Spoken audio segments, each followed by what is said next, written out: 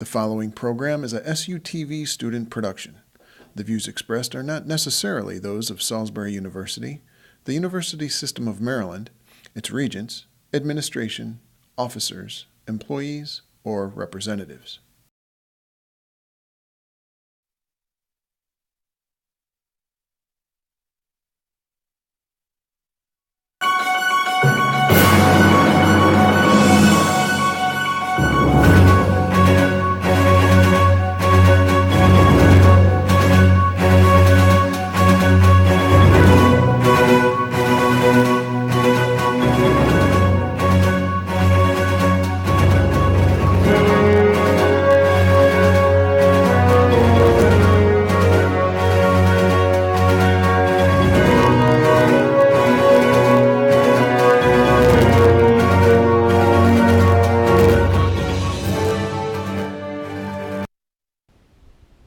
Good evening and welcome to SUTV Weekly News on this Wednesday, September 11th, 2013. We begin tonight with McLeodry's visit to the Purdue School of Business. With the slow recovering economy, the university and the organization believe that it greatly benefits students to send recruiters to the campus in an attempt to find solid applicants and help students understand what employers are looking for. John Mertens brings us that story tonight.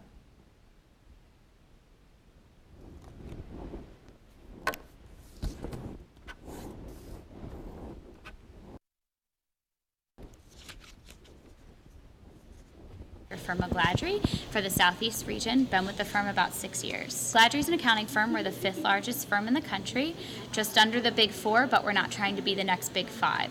So we have a specific space in the market where we service middle market clients between $50 and $500 million in revenue. We have audit, tax, and consulting services and looking for dynamic students to join our team. Sure. So it's a 10-week program that runs over the course of the summer. We take students for audit, tax, and consulting, giving you real-world work experience. So ultimately, at the end of the program, the hope is that we can evaluate you to see if you would be a fit for our team, and that you can evaluate us to make sure that we would be a good fit as you start your career. You're getting real-world work experience. We give you training. We give you on-the-job opportunities. You're getting to see different types of clients and different types of industries, seeing from the planning stages all the way through the preparation of the financial statements, as well as preparing returns for individuals, partnerships, and corporations. We have a rotation program, but what we encourage students to do throughout the course of the internship program is network with people in different lines of business that they may not be assigned to. We can set them up on shadow days or get them assigned to other projects with different lines of business. Yes, so we have an externship program which we call Pathways, which is typically designed for students who are 2 years out from graduation. But it's a great opportunity for them to come out. They spend 3 days with us where they get to learn more about the firm, our services, our clients. We take them on a client site visit. We do a community service activity. They get to network with our people. And ultimately, at the end of the program, they get to interview for an internship with us the following year or a full-time opportunity, depending on their graduation status. I'm Ashley Scher. I am a senior at Salisbury, and this summer I did an auditing internship at McLeodry, where I audited employee benefit plans and not-for-profit organizations. With SUTV, this is John Mertens. And with the 2014 Maryland gubernatorial race underway, candidates have begun to make their rounds across the state and to various college campuses. Reporter Charles Lawler visited SU's campus last week to talk to students and potential voters. The Marine Corps vet and businessman says that he not only wants to appeal to members of his party, but also Democrats and independents alike. He says that he plans to do this by not focusing on partisan politics. Lawler will be racing a number of declared candidates during the June 24th Republican primary. And now we go to Catherine Carmine for this week's edition of Campus Connection. This week on Campus Connection, we will focus on the acceptance rate as well as a hazing violation by a sports team at Towson University and improvements made to the University of Maryland's campus for bikers. Towson University's acceptance rate has been increasing steadily over the past few years in hopes of increasing the size of the college to 25,000 students by 2025. Between this year and last, Towson's freshman class has increased by about 200 students. Transfer admissions increased by over 300 students. Deputy Chief of Staff Marina Cooper says that the physical growth of the campus allows for admission growth. After violating part of Towson's hazing policy, the cheerleading team has been placed under social probation for the fall 2013 semester. The team is allowed to practice, but the social probation keeps them from representing the university in any on or off campus events. The team is also required to complete 650 community service hours by the end of fall semester. Since the team is still able to appeal the most recent ruling, the university will not comment on which part of the hazing policy was violated. Flat tires for students who use bikes should no longer be a problem on the University of Maryland's campus. The University of Maryland has encouraged students to use bikes, but has given students very few resources to fix their bikes. This year, small bike repair stations can be found around campus. Each station includes an air pump, tools, and codes students can scan for instructional videos. This is one of many ideas to promote biking on campus by the university. Students are able to trade in parking permits for bikes or rent bikes for $70 a semester. This is Catherine Carmine with this week's edition of Campus Connection. Brings us the latest stories from this week's edition of The Flyer. Coming to you a segment highlighting interesting articles in the university newspaper. Jacob Troxell covered the tragic event on 139 Onley Road in his article titled "Shooter's Twitter Reveals Harrowing Thoughts." Troxell reported a tweet from shooter Ryan Shalou to a friend in which he wrote, quote, "Ready to do some big things. You will hear about it." This was followed by other disturbing tweets on the day of the shooting. In a word from the Society of Professional Journalism titled "Student and Community Concerns About Recent Shooting," a senior is quoted as saying the emergency alerts were a complete fail. The shooting occurred at 6, students were told at 7:45. University Police Chief Edwin Lashley and other school officials reiterated that the alert system is not for sending out regular information and news. Officials say no alert was sent because students were not in any danger as a result of the incident.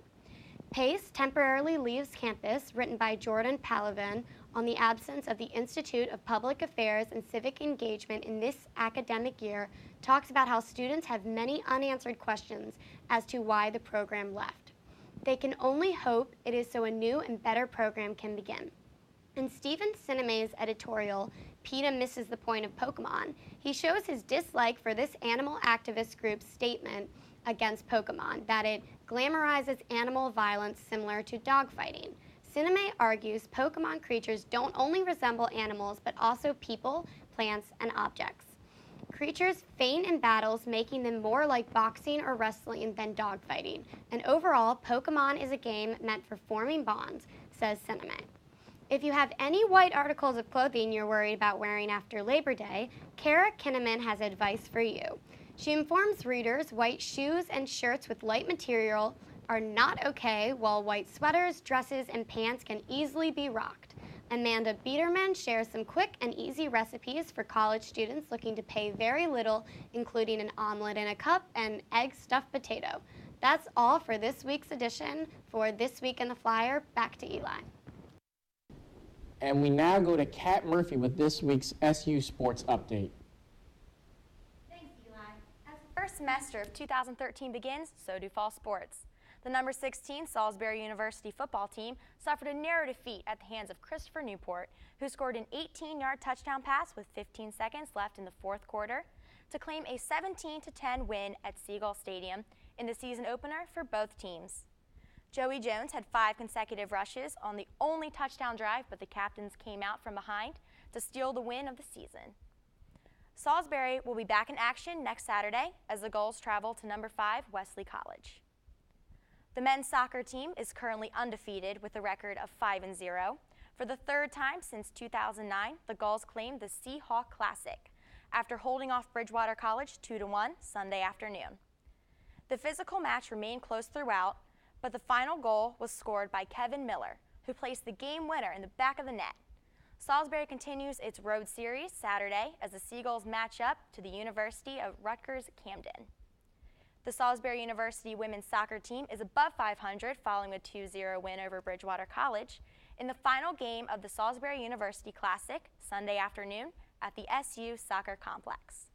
Much of the action took place in the first half and in the middle of the field, with neither team controlling the ball for a prolonged period of time to piece together their offense. But the 3-2 Gulls held Bridgewater to win the match to 2-0. The goals were scored by Julie Dannenberg and Morgan Brash. The Seagulls are next in action this Saturday to take on number 1 Messiah College. The number 21 Salisbury University volleyball team took its first loss of the season on Tuesday night, falling to Johns Hopkins University 3-2. Each set was close, with the largest margin of victory coming in the final set with the Blue Jays, closing the match 15-10. The 8-1 Gulls won the first and third game by minimal points, forcing them into a fifth game where they would fall to Johns Hopkins. The Gulls were led by freshman Katie Stouffer and juniors Julie Poston and Maddie Smith, who all registered double kills. The Seagulls now forward to the Hawks Invitational at State University of New York, which starts on Friday. And lastly, the number 5 Salisbury University field hockey team rolled to a 9-1 win against Wilkes University on Saturday afternoon, improving their record to 3-0. The Seagulls dominated possession throughout the contest, allowing 9 different goals to score for the win. Salisbury will be off until next Saturday when the Seagulls host number 8 Messiah College. That's all for SU Sports this week. I'm Kat Murphy for SUTV News. And now we're bringing you a new segment called Today in History. It just happens to be that we're starting the segment on the 12th anniversary of the 9/11 terrorist attacks. We asked students around campus for their perspectives on 9/11 and how it affects their attitude toward the current situation in Syria. A long time ago, but it's definitely something that impacted the whole world, not just our country. I mean, it affected a lot of people. A lot of people were sad on that day. I know me personally, I was real sad that day. But I think it also brought the country closer together. I was just kind of like thinking about it when I was at work earlier today, and I was just like, wow, today is 9/11. It's been 12 years, and it's still kind of like, I won't say it hurts, but it's like still shocking that it happened. I mean, I was in 4th grade when everything went down, so I was still kind of like young. I didn't really understand what was going on. I was sent home. I think it's tragic, and I come from a very religious family, so we like to keep, the victims of 9/11 in our prayers all the time, and their families. People, just how they feel naturally as to what happened. You can't recover from something like that. It's always going to be remembered, especially if this is the 12th anniversary. So it's definitely going to be something that's marked down in history for a long time. We also talked to Professor Eric Rittinger and Michael O'Loughlin about the situation in Syria. What's going on right now in Syria is the continuation of an ongoing civil war between the regime of Bashar al-Assad and a loose amalgamation of rebel groups. So this civil war has been ongoing, and the United States has taken the stance that they would stay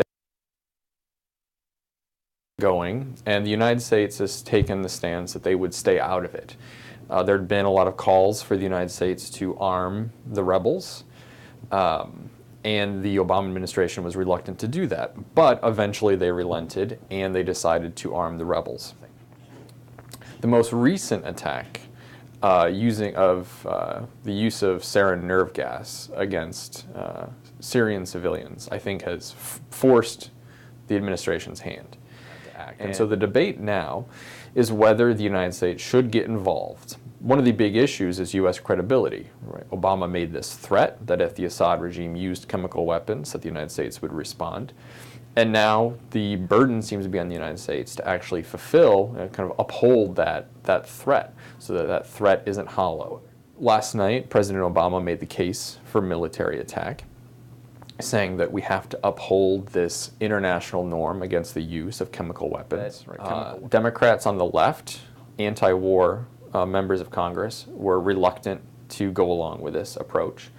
Those on the right, who kind of Tea Party libertarians against foreign interventionism, so we're not getting support there, and not really finding a lot of support in the middle either. So it looked as though if Obama needed to go to Congress, if he actually went to Congress, he would not have found support, and that would have made him look weak.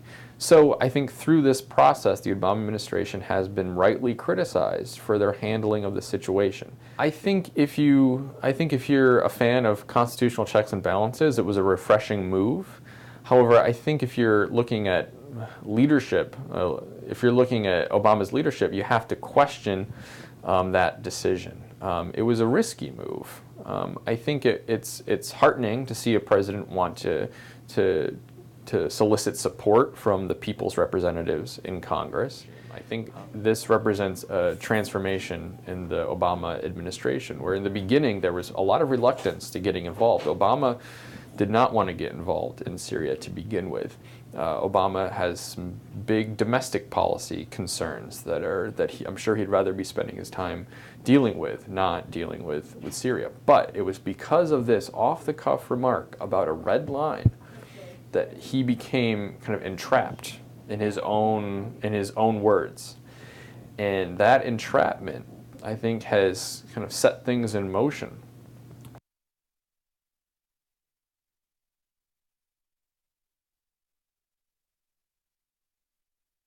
Presently, what we have in front of us now is a Russian diplomatic initiative which will allow for the Syrian government to give up its chemical stockpile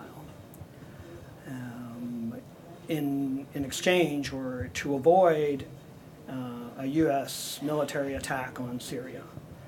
And the further prospect that this could lead to perhaps more full-scale negotiations between the Syrian government and the various rebel groups within Syria. What is most important at the present time that the UN inspection team get in there. Actually, they're already there, but can be expanded further to confirm what in fact has happened. What I think the impact of the use of chemical weapons is, and the most worrisome part of it is the indiscriminate nature of chemical warfare, in addition to its gruesome consequences. I mean, to use it on the battlefield, the way people die from these weapons is horrific, agonizing, and painful. But beyond that, it spreads to civilian deaths and civilian injury. I suspect troops, unlikely given the really much more narrow parameters within American public opinion and within Congress. I mean, it's pretty clear at this point, I think, that within Congress, which is not the particularly most courageous institution at this point in terms of war and peace, there is no stomach at all for sending over troops. Okay? And SUTV News will have more on this issue for you on next week's edition of SUTV Weekly News. But as we like to do, we want to leave you with a happy note. The Wacomico County Humane Society visited campus today and posted up in front of the Guerrero Center to relieve student stress by letting them pet a furry friend. Stephen Graves covered that for us tonight. We partnered today to give students the feeling of their animals back at home, because I know a lot of them left them. But it is important to reach out to the student community. We have a lot of local fundraisers that we depend on you guys, and definitely bringing animals here will relieve the first couple weeks of stress with the university. This is Nemo. He's a 9-year-old Cocker Spaniel. He's not yet ready for adoption. We're kind of doing some more temperament work and make sure he's up to date. He has a little bit of arthritis, so we're making sure that's good. But he was a surrender, so he will be put up for adoption shortly. I think Leash on Life, the club, has done something like this before, but it's the first time GUC Events has organized this event. I get stressed all the time, so taking 10 minutes out of your day and coming and petting a dog can really help your mood. And that concludes our broadcast for this week. For everyone at SUTV News, thank you for tuning in, and we hope you'll join us next.